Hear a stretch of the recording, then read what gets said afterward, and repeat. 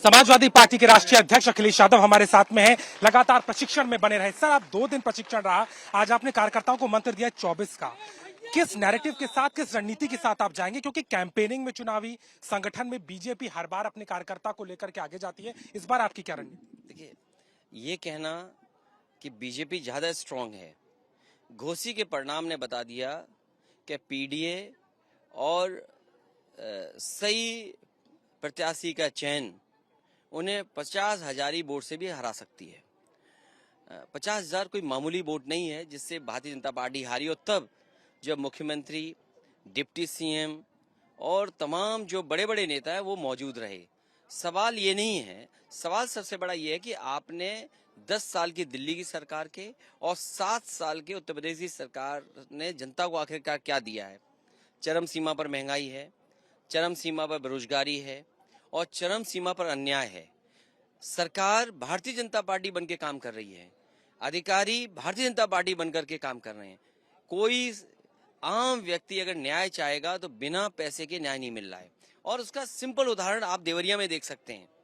जो सरकार zero tolerance की बात कर रही थी, आप बताइए, अगर अधिकारियों ने समय पर काम किया होता और अधिकारियों ने समय पर निर्णय लिए होते, अगर मान लीजिए छोटे अधिकारी किसी से मिले हुए थे तो डीएम, एसपी, कमिश्नर या बड़े अधिकारी क्या कर रहे थे और इतने सालों से क्या कर रहे थे। इसका मतलब सरकार को स्वीकार करना पड़ेगा कि पूरा एडमिनिस्ट्रेशन करप्शन से भरा पड़ा है, और ये तभी संभव है जब सरकार करप्ट हो। अगर सरकार करप्ट है तो उसके अधिकारी भी करप्ट होंगे, और उसका सबसे बड़ा उदाहरण आपको उत्तर प्रदेश में कई जगह दिखाई दे रहा है। ये घटना केवल गोरखपुर या देवरिया की नहीं है, आप प्रदेश में जगह जगह आप देख लीजिए। कौशाम्बी में क्या हुआ था, कौशाम्बी में घर जला दिए गए, मार दिए गए जान से। और जिलों में, इलाहाबाद में कितनी सामूहिक हत्याएं हो चुकी हैं। आपके बनारस में घटना हुई है। एक मामूली किसी विवाद को लेकर के, किसी बच्चे को बचा करके आपकी सरकार है, आप जाति को लेकर के आगे बढ़ रहे हो। एक जाति ने दूसरी जाति को मार दिया क्योंकि आपकी सरकार है। तो ये जो नफरत फैलाने का काम अगर कोई कर रहा है तो वो भारतीय जनता पार्टी है। भारतीय जनता पार्टी जानती है कि इस बार हारने जा रही है। वो संगठन की बात कर लें, सरकार की बात कर लें, लेकिन बुनियादी मुद्दों का जवाब ये सरकार नहीं दे सकती है। किसान की आय नहीं दोगुनी हुई, गेहूं नहीं खरीदा गया एमएसपी पर, धान की कोई तैयारी नहीं है, सड़कों पे जानवर घूम रहे हैं। तो क्या उम्मीद करोगे इस सरकार से आप? सर, देवरिया में आपका डेलीगेशन अभी नहीं पहुंचा और कुछ नेता ये कह रहे हैं कि आपके नेताओं की चुप्पी रही, प्रेमचंद के खेमे से गिरफ्तारी होती रही। आपको लगता है इस मुद्दे को लेकर के आप आगे और कार्यकर्ता? देखिए, ये सरकार की जिम्मेदारी है कि न्याय दे दोनों पक्ष को। जब जिला पंचायत सदस्य को किसने बुलाया या क्यों गया और किसने हत्या की है, और डीएम का स्टेटमेंट आपको देखना चाहिए। जो पहला स्टेटमेंट डीएम ने दिया है, डीएम ने खुद कहा है कि रिटेलिएशन था। ये रिटेलिएशन को मैं कैसे कहूं?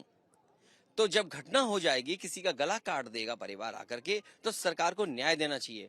और सरकार को जाति के आधार पर या उनके जो सहयोगी लोग हैं या उनके पार्टी के लोग हैं, जाति के आधार पर बात न करें। समाजवादी पार्टी दोनों पक्षों से डेलीगेशन भेजेगी, जिससे कम से कम सरकार की पोल खुल जाए कि सरकार के अधिकारी क्या कर रहे थे। भाई, एक भाई ने जमीन बेच दी, उसने खरीद ली। आखिर विवाद किसने बढ़ने दिया? अधिकारियों ने विवाद बढ़ने दिया, बीजेपी ने विवाद बढ़ने दिया। सर, एक सवाल और था महत्वपूर्ण, वो हो जाता है कि दलितों को लेकर राजनीति बहुत गर्म है। आपने पीडीए का नारा दिया, लेकिन दलित सम्मेलन बीजेपी करेगी, घर घर उनके मंत्री और सांसद जा रहे हैं। अच्छा, कांग्रेस पार्टी भी दलितों को लेकर के कार्यक्रम करिए, दलित प्रासंगिक अचानक क्यों हो गया? देखिए, भारतीय जनता पार्टी उसी तरीके से दलित या पिछड़े या अल्पसंख्यकों के पास जा रही है जैसे उन्होंने महिला विधेयक लोकसभा में लेकर के आए हैं। ऐसा विधेयक ले आए हैं जो न जाने कब लागू होगा। जब लागू करने की नीयत नहीं है तो आखिरकार आप लेकर के बिल क्यों आए? इसी तरह जब आपने दलितों के, पिछड़ों के अधिकार छीन लीजिए, मुस्लिम भाइयों के अधिकार छीन लिए, उसके बाद आप सम्मेलन कर रहे हो। ये पीडीए है जो एनडीए को हराएगा, और एक एक दलित और एक एक पिछड़ा और अगड़े भी और हमारे मुसलमान भाई और आदिवासी भाई ये जानते हैं कि ये सरकार संविधान से नहीं चल रही है, संविधान को खत्म करना चाहती है। वो अपने हक, अपने अधिकारों को जानती है, इसलिए भारतीय जनता पार्टी की हार होगी। कोई सम्मेलन कर ले, लेकिन कास्ट सेंसस का जवाब उस सम्मेलन में नहीं मिलेगा। सर, बस्ती में मुख्यमंत्री कल एक बात कह रहे थे कि आर्य समाज जिस तरीके से घर वापसी का काम करता था पहले, हमें वो फिर से करना पड़ेगा। दूसरे समाज में लोगों को घर की वापसी करानी होगी। ये नैरेटिव क्यों? समाज में क्या हो रहा है उस पर चिंता कम करें। देश से और सीमाओं से चीन की सीमा घर वापसी कब करेगी, इसका भी जवाब दे दे सरकार। चीन जो आपके बिल्कुल बॉर्डर पे बैठ गई आके, उसकी घर वापसी कब होगी? क्या आपके पास जवाब है कोई घर वापसी का? और फिर जो इतने बड़े पैमाने पे बेरोजगार घूम रहे हैं, इनको नौकरी रोजगार देने के लिए आपके पास कोई कार्यक्रम है? आपने G20 कर लिया, इवेंट्स कर लिया, आपने इन्वेस्टमेंट मीट के, डिफेंस एक्सपो किया। आप बताइए, डिफेंस एक्सपो और इन्वेस्टमेंट मीट का बस्ती में कौन सा कारखाना लग रहा है? प्रतापगढ़ में कौन सा कारखाना लग गया है? जब आपने कारखाना ही नहीं लगाया, केवल जनता को गुमराह करने के लिए इन्वेस्टमेंट मीट की, तो आप क्या उम्मीद करोगे सरकार से? कल गिरफ्तारियों का दौर चला, आपने बात कही संजय सिंह के घर पे ईडी का पहुंचना, गिरफ्तारी करना, एक बार फिर से कई बड़े आरोप आप लोगों की तरफ से लगाए जा रहे हैं। देखिए, संजय सिंह का या किसी भी विपक्षी नेता पे केस लगना, उनको झूठा मुकदमा लगा करके जेल भेजना, ये बीजेपी डर के कर रही है। और हम तो ये कहते हैं ना, 140 करोड़ में भारतीय जनता पार्टी के 100 करोड़ लोग खिलाफ हैं। क्या 100 करोड़ को गिरफ्तार करेगी सरकार? अगर विपक्षी नेता खिलाफ है, उन पे आप कार्रवाई कर रहे हो, ईडी, सीबीआई, इनकम टैक्स, तो मैं ये जानना चाहता हूं कि 100 करोड़ जनता खिलाफ है इनके। और फिर ये जो जितनी संस्थाएं आपने बोली हैं, ये बीजेपी के प्रकोष्ठ हैं। बीजेपी जिसकी चाहती है उस पर छापा पड़ती है। अगर आप सच दिखाने लगो, आप पे भी छापा पड़ जाएगा। सर, आखिरी सवाल मैं करूंगा, आपने अलायंस को लेकर के बहुत मजबूती से उत्तर प्रदेश में काम किया, लेकिन सीट शेयरिंग फॉर्मूला अभी तय नहीं हो पा रहा है और आपने कहा है कि नवरात्र के बाद से आप शुरुआत कर देंगे। क्या इस पर सहमति बन जाएगी? जितने लोग हैं, क्योंकि बड़ी मुश्किल होगी आपको इंडिया अलायंस। देखिए, आप हमारी चिंता मत करो।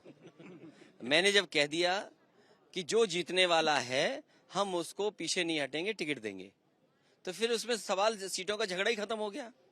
अगर हम पे अच्छा प्रत्याशी है, हमारा समीकरण अच्छा है, हमारी पार्टी का वोट है, तो हम लड़ रहे हैं। अगर छत्तीसगढ़ में भी आप चाह रहे थे, वो बात अलग है। नहीं, जो समाजवादी पार्टी पहले से जहां लड़ रही है, यूपी अलग है, छत्तीसगढ़ मध्य प्रदेश अलग है, लोकसभा अलग है, विधानसभा अलग है, लेकिन हम बीजेपी को हराने के लिए कोई दल अगर हमारा सहयोग चाहेगा, हम सहयोग करने के लिए तैयार हैं। और यूपी में समाजवादी पार्टी ऐसे किसी को टिकट डिनाई नहीं करेगा जो बीजेपी को हरा रहा हो। बीजेपी को हराइए, एनडीए और को हराइए, पीडीए को आगे बढ़ाइए, इंडिया की टिकट लीजिए। लेकिन सर अजय राय क्यों कह रहे हैं कि हम 80 सीटों पे तैयारी कर रहे हैं? क्यों? तुम देखो, आपको किसकी बात कर रहे हो? आप किसकी बात कर रहे हो? इंडिया गठबंधन में जो कुर्सियां पड़ती हैं, क्या वो सब लोग बैठते हैं क्या? तो इसलिए आप भी बड़े प्रतिष्ठित चैनल हैं, उतना ही सवाल पूछो जो ठीक लगे। सर, आखिरी साल अगला टारगेट क्या है? क्योंकि आपने शुरुआत प्रशिक्षण की कर दी है, अब चुनाव में ज्यादा समय नहीं है, मध्य प्रदेश के बाद बिल्कुल फिर जाएगा। अगला टारगेट क्या है? हमारा टारगेट यह है कि भारतीय जनता पार्टी उत्तर प्रदेश से 80 सीटें हारे। चलिए, बिल्कुल शुक्रिया हमसे बात करने के लिए। उत्तर प्रदेश में 80 सीटों का दावा कर रहे हैं। एक बार फिर से अखिलेश यादव और विपक्ष की एकता को साथ करते हुए प्रशिक्षण शिविर में अपनी मौजूदगी और अलायंस के पार्टनर्स को साथ लेते हुए कहीं ना कहीं बीजेपी को चुनौती दे रहे हैं और उनकी मौजूदगी से कहीं ना कहीं उत्तर प्रदेश में विपक्ष के इस अलायंस को एक करने की कवायद पे देखा जा रहा है। प्रतापगढ़ से कैमरामैन संदीप के साथ अभिषेक मिश्रा, आज तक।